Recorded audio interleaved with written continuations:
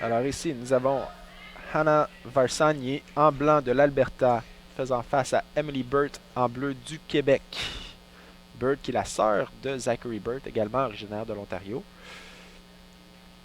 Combat chez les moins 63 kg habituellement.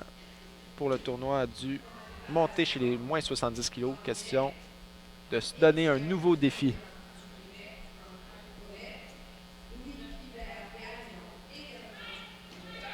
Oups, dangereux ici pour la clé de bras. Non, beau contrôle. Oui, les deux athlètes partageaient un petit peu la même garde similaire, là. Un petit peu en situation 50-50 où tout peut arriver.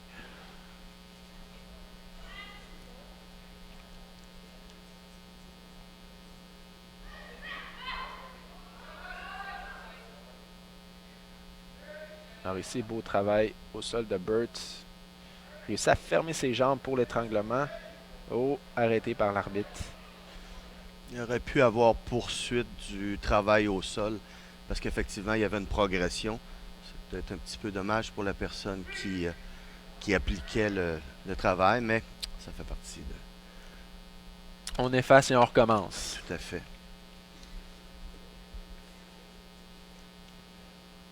Alors là, belle garde de la part de Burt. Très dominante. Oh, tente la projection. Aucune marque ne sera attribuée, mais ça semble avoir blessé Varsagnier.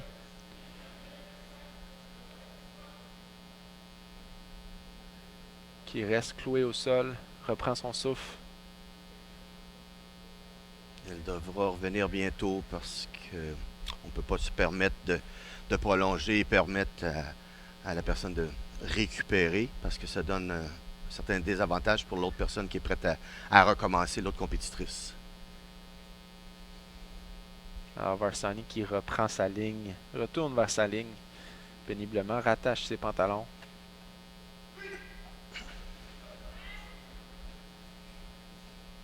Alors, c'est les reprises. Burt, encore une fois, grosse main droite, va chercher en croisé. Prépare son auto. Ouh, l'échappe. Puis Varsani qui ne perd pas de temps, travaille immédiatement au sol. Bloqué par Emily Burt.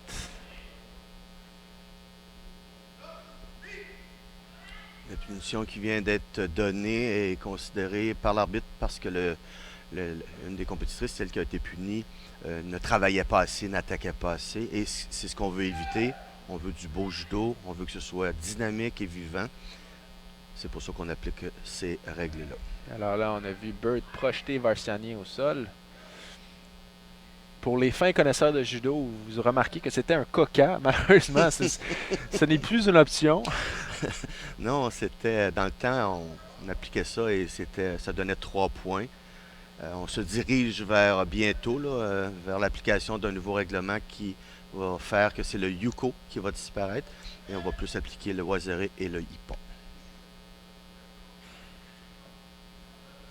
Alors, Emily Burt, encore une fois, très dangereuse au sol, mais n'est pas en mesure de terminer le combat. Varsani qui réussit toujours à sortir du pétrin pour recommencer le combat debout.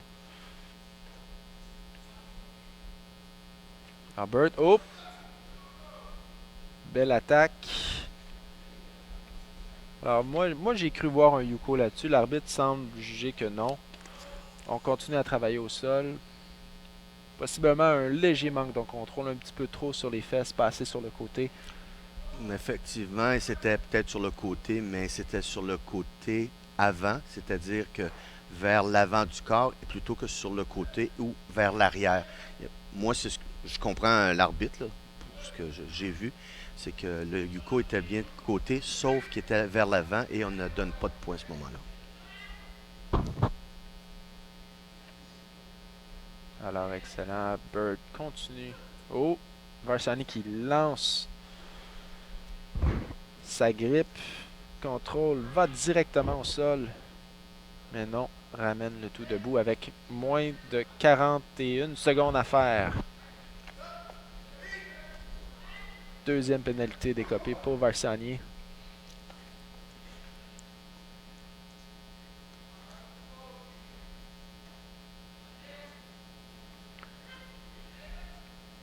Bird qui ne prend pas de chance, fait que placer ses mains, déplace et attend l'attaque, ne force rien avec son avance.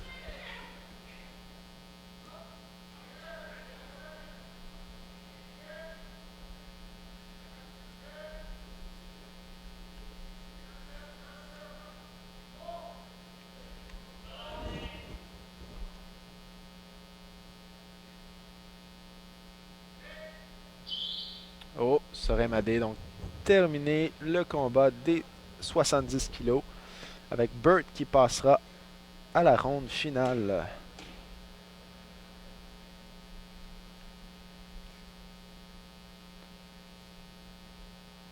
Alors, M. Bédard, je vous remercie énormément. Ça m'a fait plaisir, j'apprécie. Puis à la prochaine. Merci. Je vous rappelle, Claude Bédard, directeur technique